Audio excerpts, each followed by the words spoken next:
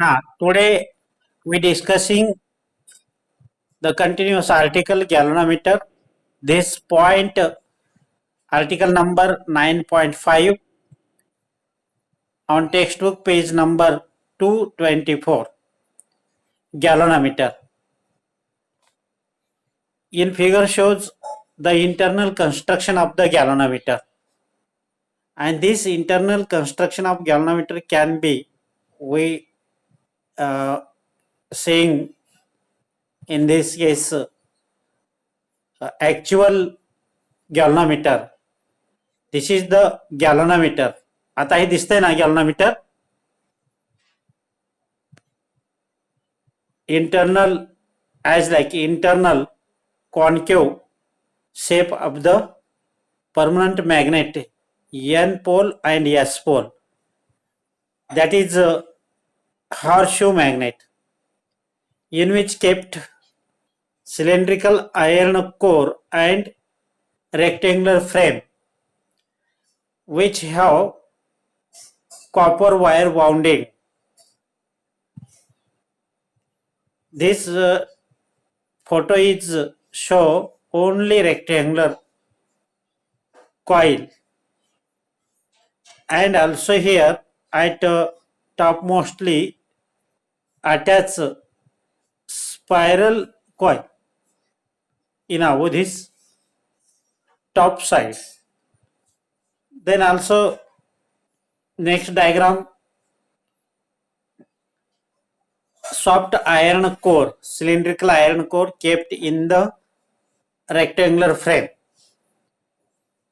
This diagram can be shown in this case. ती diagram इथे दाखवण्याचा प्रयत्न केलेला आहे. पुस्तकामध्ये अशीच तुमची डायग्राम आहे. तर हे कॉन्केव दोन काय आहेत, हे एस पोल आणि या ठिकाणी हा एन पोल आहे, आणि त्या आतमध्ये इथे गोल असा काय काढलेला आहे, सिलेंड्रिकल आयर्न कोर आहे, आणि त्या सिलेंड्रिकल आयर्न कोर वरती एक रेक्टँग्युलर फ्रेम आहे, आणि त्या रेक्टँग्युलर फ्रेमवर नंबर ऑफ टर्न अशी कॉईल नंबर ऑफ टर्न केलेली असणार आहे. आणि या टॉपला कुठे, या टॉपला या ठिकाणी एक स्पेरिकल अशी स्पायरल कॉईल असते, आणि त्याच्यावरून हा पॉइंटर असतो, हा पॉइंटर. तर अशा टाईपचं हे कन्स्ट्रक्शन आतलं असतं, आणि इथे एक स्केल असते, सेंटरला 0 असते, इकडे 10, 20, 30, या साईडला पण 10, 20, 30 असं हे स्केल असते.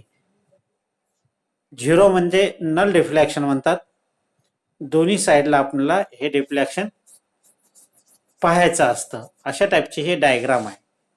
तर डायग्राम मध्ये काय काय दाखवलंय पहा. इथे हे रेक्टँग्युलर कॉईल म्हणलेलं आहे, म्हणजे चौकटी सारखं जे केलेलं आहे, हिरव्या कलर मधलं जे दिसतंय ते रेक्टँग्युलर कॉईल आहे. आणि इथे काय म्हणलंय, हॉर्सशू शेप्ड मॅग्नेट, ते आता आपण ऍक्च्युअल फोटोमध्ये पाहिलं. आणि इथे स्पायरल स्प्रिंग असते असंही सांगितलेलं आहे, आणि त्याच्या आतमध्ये सिलेंड्रिकल आयर्न कोर हा छोटासा असा एक लोखंडी तुकडा असतो, तो केप्ट केला असतो, फिक्स केला असतो. आणि वरती वरचा जो हा रेक्टँग्युलर फ्रेम आहे त्याला पॉइंटर जोडलेला असतो, हा पॉइंटर, आणि तो pointer over on the scale असतं. अशा टाईपचं हे कन्स्ट्रक्शन आहे ऑफ द मोहिंग कॉईल गॅल्व्हनोमीटर. तर इथे काय सांगितले कन्स्ट्रक्शन मध्ये, in above diagram shows cylindrical iron core which place between two strong horseshoe shaped magnet NS. बघा, सिलेंड्रिकल आयर्न कोर कुठे ठेवलेला आहे, दोन हॉर्सशू मॅग्नेट मध्ये ठेवलेला आहे. खोलगट विहिरीसारखा जो भाग आहे त्यामध्ये ठेवलेला आहे. नेक्स्ट थिंग, पुढे काय म्हणलंय, an insulating copper wire wounded on a rectangular frame which over a cylindrical iron core. It can be movable in circular path. पुढे काय केलंय, इन्सुलेटिंग कॉपर वायर घेतलेली आहे आणि ती वायर या फ्रेमवर वाउंड केली आहे, नंबर ऑफ टर्न फिरवलेले आहेत. And this cylindrical iron core त्यामध्ये फिट केलेला आहे, त्या सिलेंड्रिक म्हणजे रेक्टँग्युलर फ्रेम मध्ये केप्ट केलेला आहे. And this rectangular coil can be movable on the cylindrical core. Cylindrical iron core जो असतो तो फिक्स असतो आणि त्याच्या वरून रेक्टँग्युलर कॉइल असते आणि ती मुव्हेबल असते आणि त्याच्याच वरच्या टॉपला, वरचा जो टॉप असतो रेक्टँग्युलरचा त्याला फिक्स पॉइंटर केलेला असतो. जसे हे आर्म फिरेल तसा हा पॉइंटर फिरतो आणि या दोघांच्या मध्ये एक स्पायरल स्प्रिंग असते, या अशा टाईपचं. पुढे काय, द पॉइंटर इथे सांगितलेलं आहे.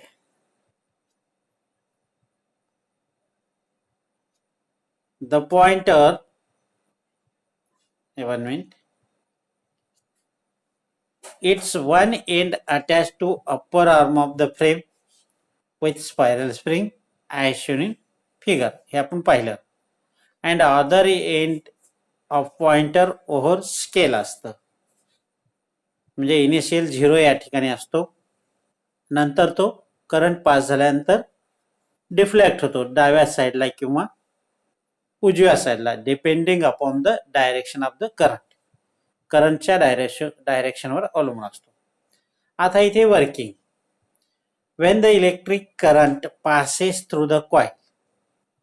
आता ज्यावेळेस गॅल्व्हनोमीटर आपण सर्किटमध्ये जोडतो त्यावेळेस इलेक्ट्रिक करंट पास होतो त्या कॉइलमध्ये, रेक्टँग्युलर कॉइलमध्ये, अँड इट डिफ्लेक्ट. आणि ती कॉइल समजा अशी असेल आणि पॉइंटर इथे असेल, 0 असेल, ज्यावेळेस या कॉइलमधून करंट पास होईल त्यावेळेस ही कॉइल अशी डिफ्लेक्ट होते. कशी डिफ्लेक्ट होते, अशी कुठल्याही डायरेक्शनला डिफ्लेक्ट होते. मग डिफ्लेक्ट झाल्यानंतर हा पॉइंटर हे असा डिफ्लेक्ट होतो, म्हणजे 0 पासून तो बाजूला जातो, 10-20 असं काहीतरी स्केल असेल त्या ठिकाणी तो होतो. आणि हा जो डिफ्लेक्टिंग अँगल आहे थिटा, त्यालाच म्हणायचं डिफ्लेक्टिंग कॉइल म्हणायचं. हे डिफ्लेक्ट झालेलं आहे, ती रिडिंग 10-20 जे काय असेल ते लिहायचं. म्हणजेच in case when electric current pass through the coil it deflect, म्हणजेच थिटा 10-20 दाखवणारा is directly proportional to I. जेवढ्या प्रमाणे करंट पास होईल तेवढ्या प्रमाणात कॉइल, ती रेक्टँग्युलर कॉइल फिरत असते, ट्विस्ट होते, डिफ्लेक्ट होते आणि करंट काढून घेतलं तर ती मूळ स्थितीला येते, म्हणजे रिस्टोर होते. रिस्टोरिंग फोर्स ऍक्ट होतो, रिस्टोरिंग टॉर्क ऍक्ट होतो आणि तो परत मूळ स्थितीला येतो. इलॅस्टिसिटी सारखं ज्यावेळेस स्ट्रेस केलं त्यावेळेस ते इलॅस्टिक बॉडी लांबी वाढते आणि सोडून दिले की जवळ येते, रबर सारखं फॉर एक्झाम्पल. तर अशा टाईपचं इथे थिटा अँगल किंवा पॉइंटर डिफ्लेक्ट देतो डिपेंडिंग अपॉन द करंट. म्हणून इथे काय म्हणलंय, the reflection of pointer shows the current passing through the galvanometer. मग त्याच्यामध्ये करंट पास झाल्याचा हा शो करत असतो. From the galvanometer we can construct emitter, voltmeter and galvanometer coil has moderated resistance about 10 ohm. बघा इथे काय सांगितलंय, from this galvanometer we can constructed ammeter बनवू शकतो किंवा व्होल्टमीटर बनवू शकतो असे सांगितले.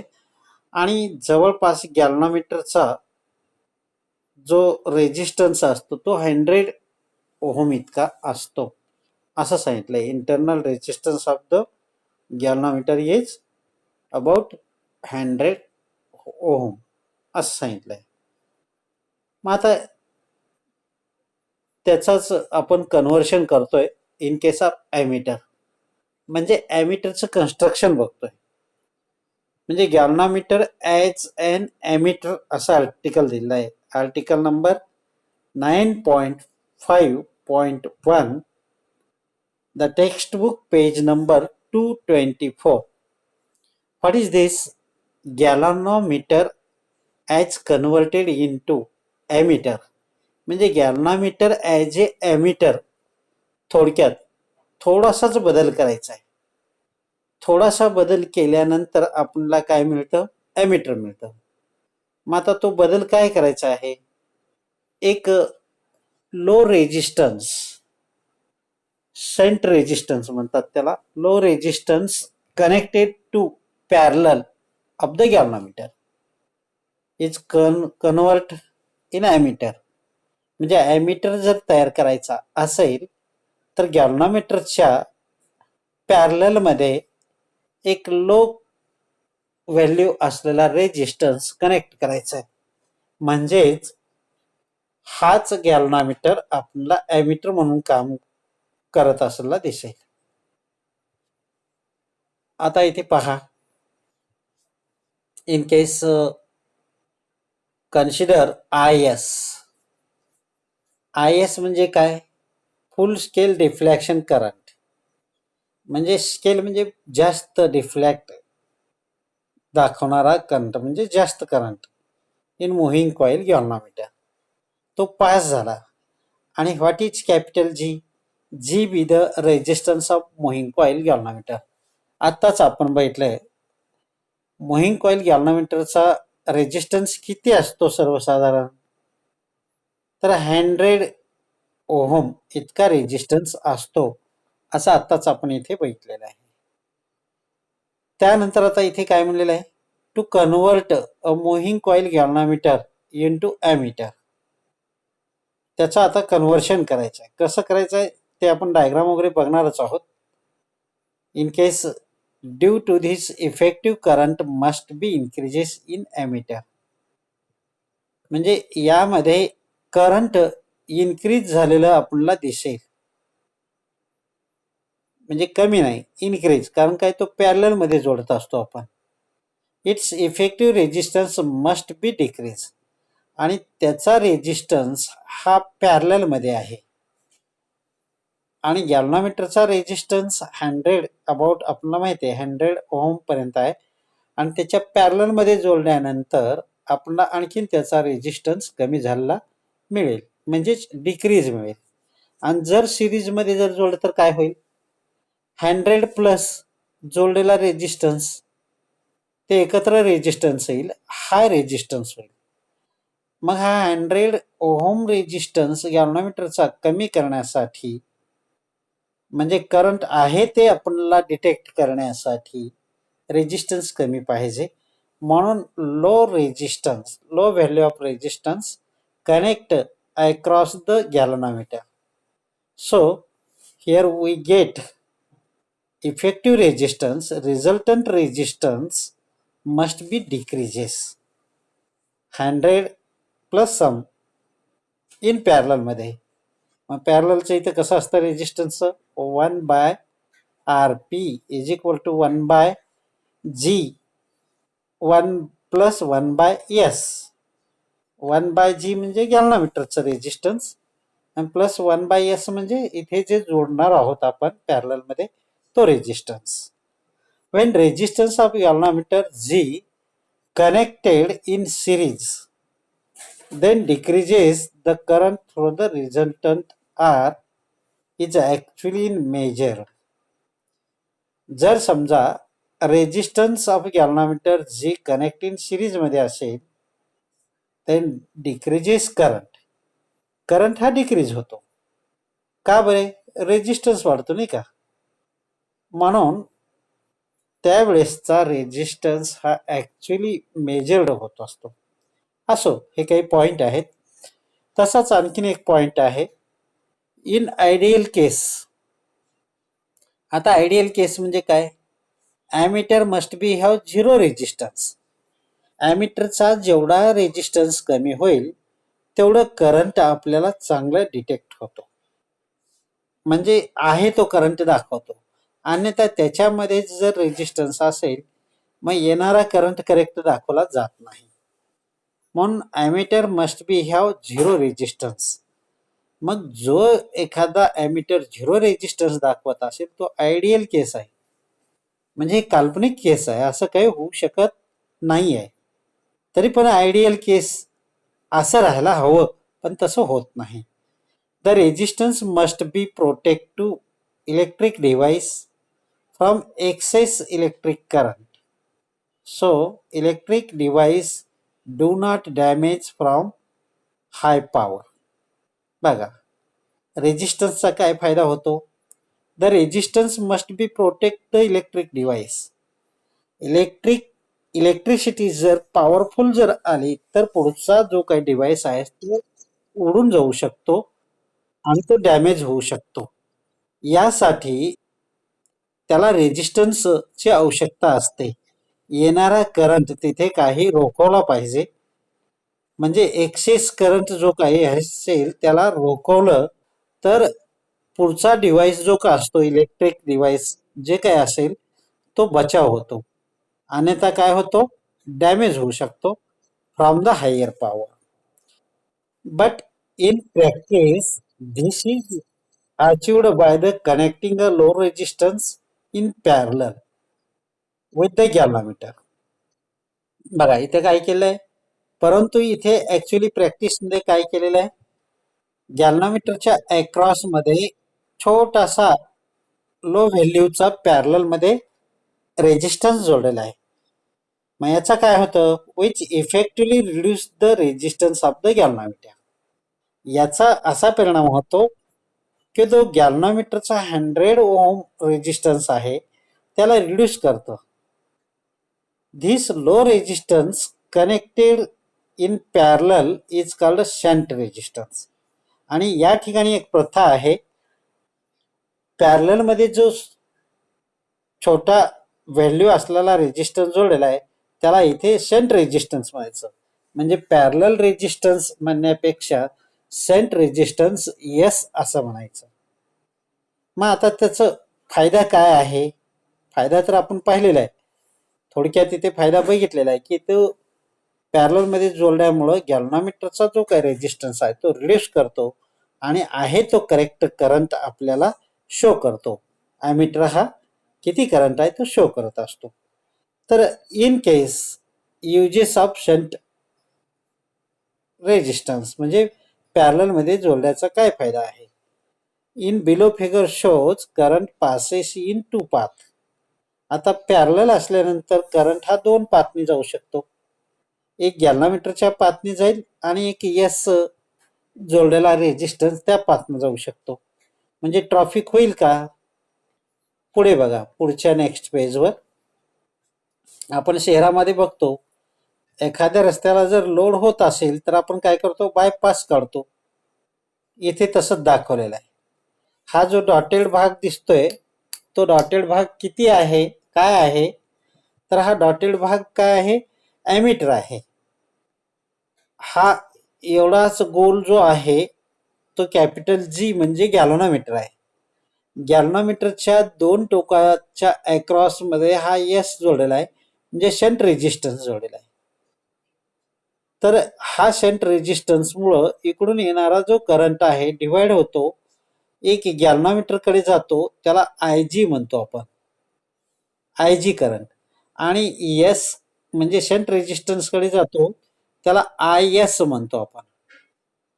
आणि हे दोन्ही एकत्र येतात त्यावेळेस इथे I equal to I G plus I S असं मिळतं आपल्याला.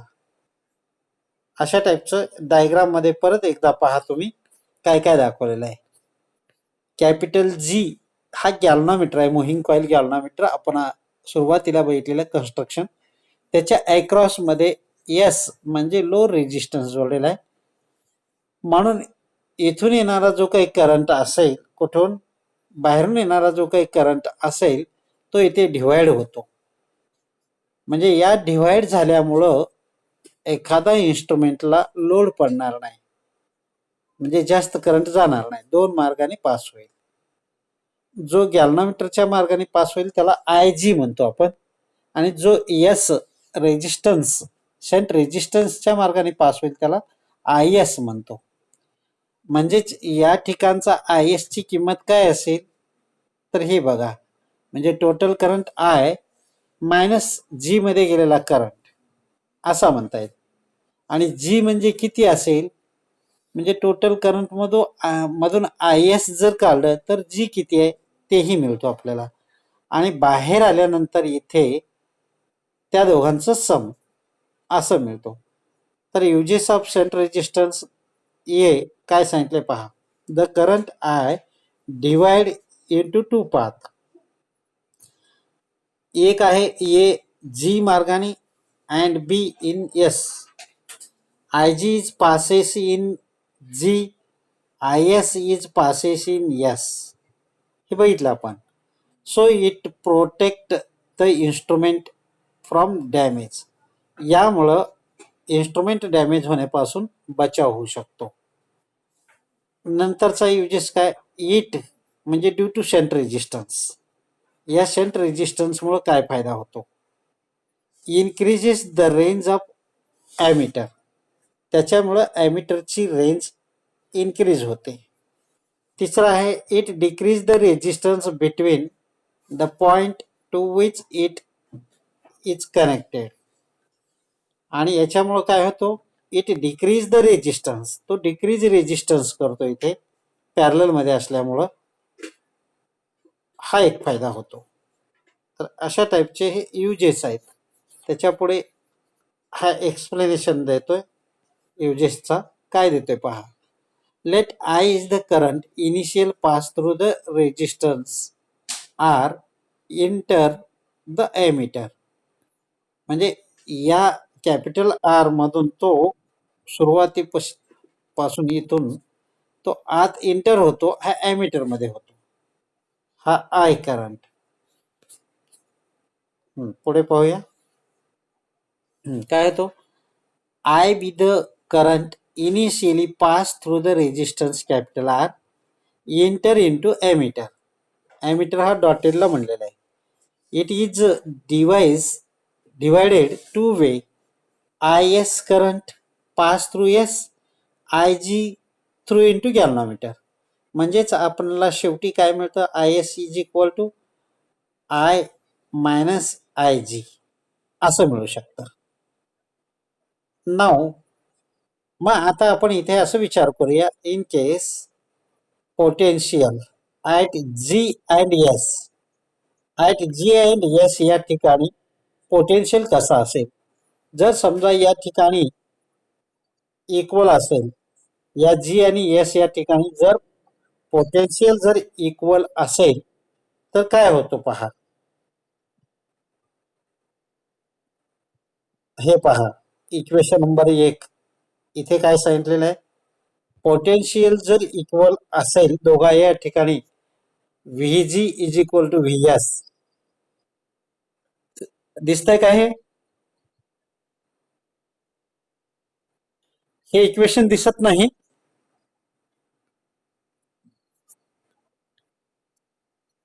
बर बर बर, एक मिनिट.